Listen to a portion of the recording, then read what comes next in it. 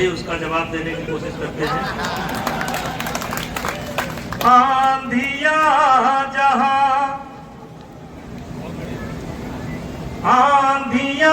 जहां उमंग नहीं भरती है, आंधिया जहां उमंग नहीं भरती है, छातियां जहां संगीनों से डरती है, छातियां जहां संगीनों से डरती है, शोणित के बदले, शोणित माने अत्याचार, शोणित के बदले अश्रु जहां बहता है, वो देश कभी स्वाधीन नहीं रहता है। आंधियां लाओ लहू में, ज्वार को पैदा करो, कुंठ में कुंदन नहीं हुंकार को पैदा करो। अरे लड़की एक बार गांडियों में टंकार को पैदा करो।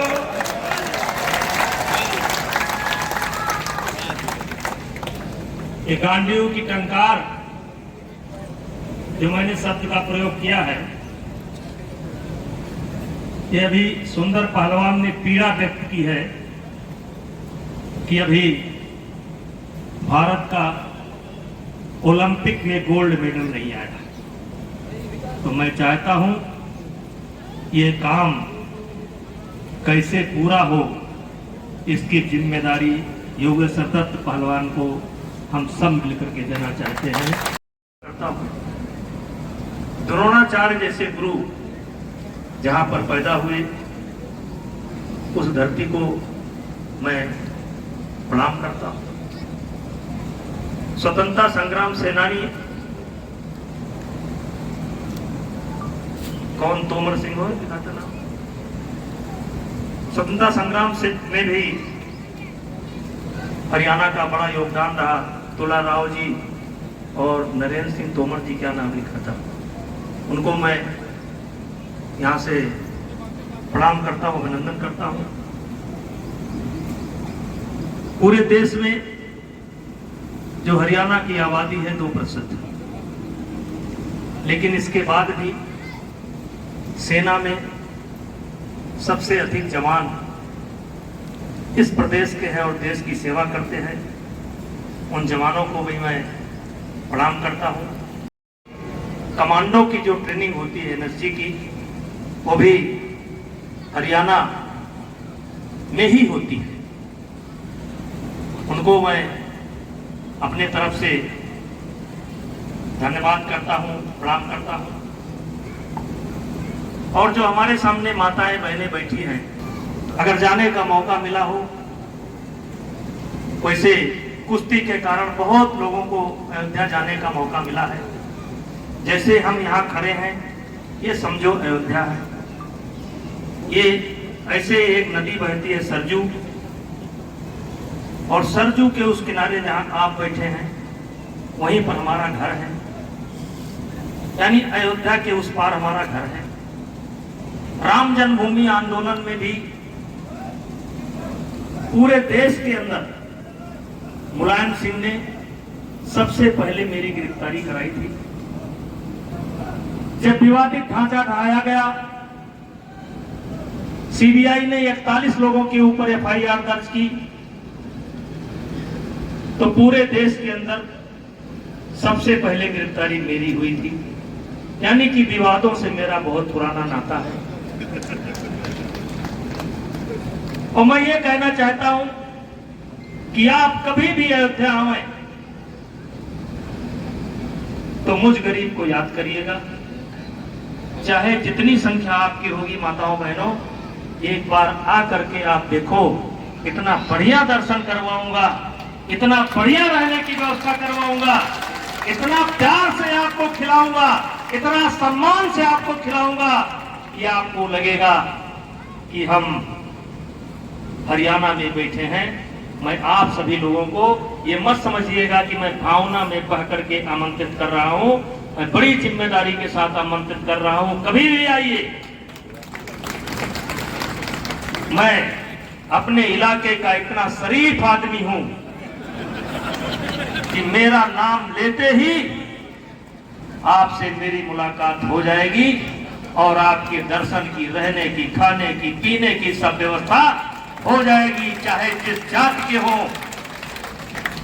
चाहे जिस संप्रदाय के हो, मेरा जाति और संप्रदाय से कोई लेना देना नहीं है। परिवार में पैदा हुआ, मैं एक किसान परिवार में पैदा हुआ, अपने हाथ से हल चलाया हूं। विश्वास करिए, शपथ पूर्वक कहता हूं, अपने हाथ से खेत कोड़ने का काम किया हूं, अपने हाथ से ट्रैक्टर चलाया हूं और धीरे धीरे धीरे धीरे करते करते आज यहां पर पहुंचा हूं। अब जैसे 2-3 दिन से हम नहीं हैं, लेकिन जब भी हम, तो सबसे पहले मेरी गाड़ी मेरी गौशाला में रुकती है।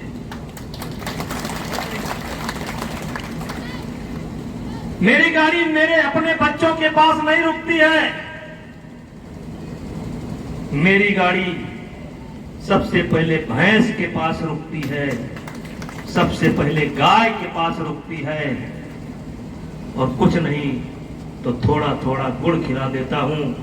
जाते ही घोड़े हिलने लगते हैं, बछड़े कूदने लगते हैं, भैंस ओ करने लगती है।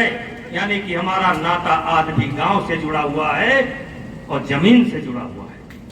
मंडियों में एक बार फिर टंकार पैदा करें, क्योंकि जब 41 साल तक सूखा पड़ा था मेडल का, भारत का कोई मेडल नहीं आता था, तब आपने और सुशील पहलवान ने 41 साल बाद जो खेत सूख गया था का काम किया था, मेडल लाने का काम किया था, और आज वो परंपरा तब से लेकर के आज तक जिंदा है।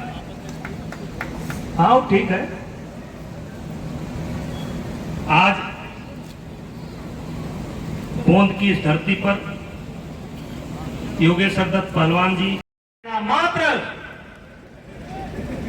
सुविधा दे देना ही आपका कर्तव्य नहीं है। पहले इस प्रकार की समस्याएं नहीं आती थी, आज समस्याएं आती हैं। क्या समस्याएं आती हैं? नेताजी, थोड़ी देर के लिए मैं अकेले आपसे बात करना चाहता हूं। अरे भाई बताओ क्या बात है? नहीं नहीं, हम नहीं बता सकते, अकेले बात करेंगे। और जब अकेले हो जाते हैं तो कहते हैं छोटी वाली बेटी पढ़ने गई थी, लौट कर नहीं आई, पता लगा किसी के मोटरसाइकिल पर बैठकर चली गई।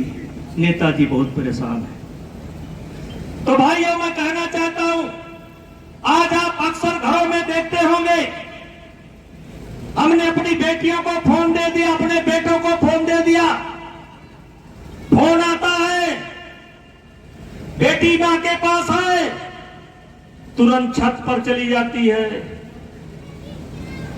अरे मेरी माताओं बहनों, किस रिश्तेदार का फोन आया कि आपकी बेटी आपके सामने नहीं बात कर सकती, आपकी बेटी भाभी के सामने नहीं बात कर सकती, आपकी बेटी चाची के सामने नहीं बात कर सकती?